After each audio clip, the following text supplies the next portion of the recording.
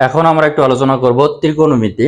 ত্রিকোণমিতির বিষয়টা যেমন sign is equal to লম্ব না অতিভুজ বাই লম্ব, cos is equal to same, tan cot cosec sec, এই বিষয়গুলো নিয়ে আমরা এখন একটু আলোচনা করব। প্রথমে আমরা একটু আসি সাইনের বিষয়ে।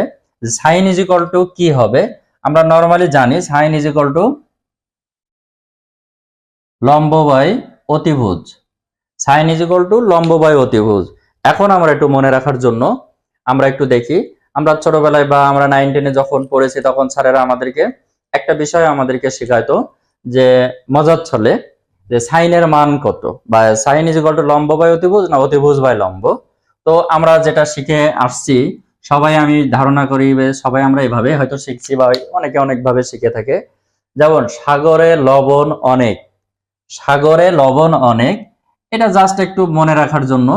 সাগরে লবণ অনেক, এই সাগর ইজ ইকুয়াল টু সাইন, লবণ ইজ ইকুয়াল টু লম্ব, অনেক ইজ ইকুয়াল টু অতিভুজ আমরা বুঝি। তাহলে সাগরে লবণ অনেক, আমরা নর্মালি জানি সাগরে অনেক লবণ থাকে। তো সেক্ষেত্রে সাইনের মান বা সাইন ইজ ইকুয়াল টু লম্ব বাই অতিভুজ না অতিভুজ বাই লম্ব, এটা মনে রাখার জন্য সাগরে লবণ অনেক।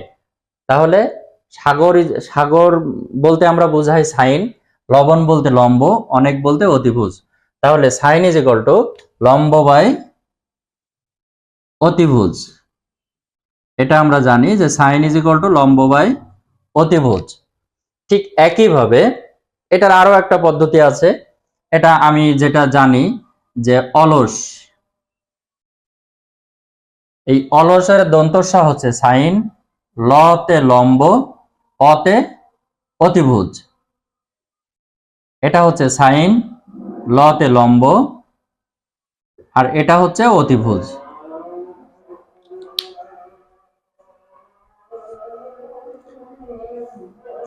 তো ঠিক একইভাবে কজের ক্ষেত্রে আমরা জানি যে কবরে ভূত আছে, কবরে ভূত আছে, এই কবর বলতে কজ বোঝানো হয়, ভূত বলতে ভূমি বোঝানো হয়,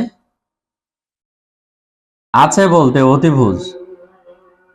আছে বা অনেক যেটা আমরা বুঝি, কবরে ভূত অনেক বা ভূত আছে, তাহলে এই আছে বা অনেকে বলতে আমরা বোঝানো হয় অতিভুজ। কবরে ভূত আছে বা কবরে ভূত অনেক, এখানে ঠিক একইভাবে এই কবর বলতে কজ, ভূত বলতে ভূমি, অনেক বলতে অতিভুজ। তাহলে সাইন ইজ ইকুয়াল টু লম্ব বাই অতিভুজ, কজ ইজ ইকুয়াল টু ভূমি বাই অতিভুজ।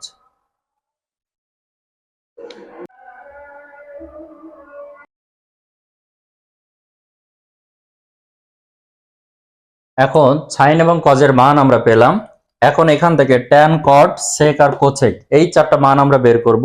সেক্ষেত্রে ট্যান আর কট মান আসার আগে আমরা একটু সেক দেখি। সেকের মান ইজ ইকুয়াল টু কত, বা সেক ইজ ইকুয়াল টু ভূমি বাই অতিভুজ না অতিভুজ বাই ভূমি, কোনটা আমরা দেখি। সেক ইজ ইকুয়াল টু আমরা জানি sec is equal to 1 by cos. এখন 1 বাই কজ মানে, তাহলে 1 বাই কজের মানটা বসাবো, কজ ইজ ইকুয়াল টু ভূমি বাই অতিভুজ। এটা যদি আমরা একটু উল্টাই দিই, উল্টাই দিলে অতিভুজ বাই ভূমি চলে আসে। তাহলে আমরা পেলাম অতিভুজ বাই ভূমি। তাহলে সেক ইজ ইকুয়াল টু অতিভুজ বাই ভূমি। এখন আমরা যদি কোসেক আসি, আমরা জানি cosec is equal to 1 by sine. তাহলে 1 by sine is equal to কত? 1 বাই সাইন মানে লম্ব বাই অতিভুজ, 1 বাই লম্ব বাই অতিভুজ।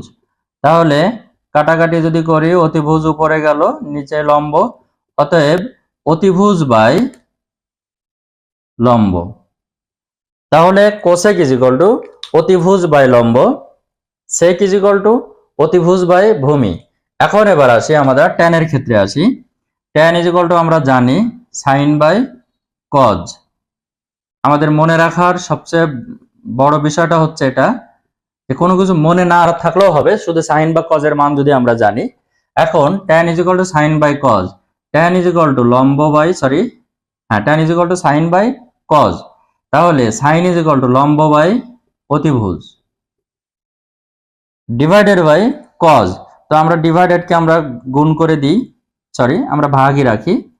কজ ইজ ইকুয়াল টু ভূমি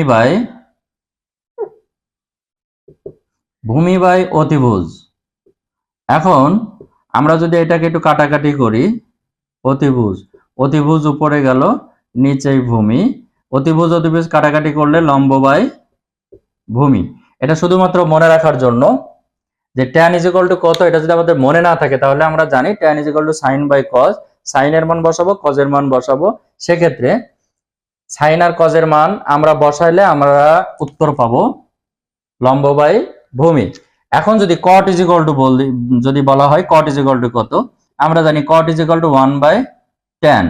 এখন 1/tan tan পেলাম আমরা লম্ব বাই ভূমি। তাহলে আমরা যদি এটাকে কাটাকাটি করি তাহলে ভূমি বাই লম্ব, অর্থাৎ ভূমি বাই লম্ব, cot ভূমি বাই লম্ব। তাহলে আমরা tan, cot, cosec, sec এই মানগুলো আমরা খুব সহজে বের করতে পারি বা পারলাম। তো ওকে, আজ এ পর্যন্ত।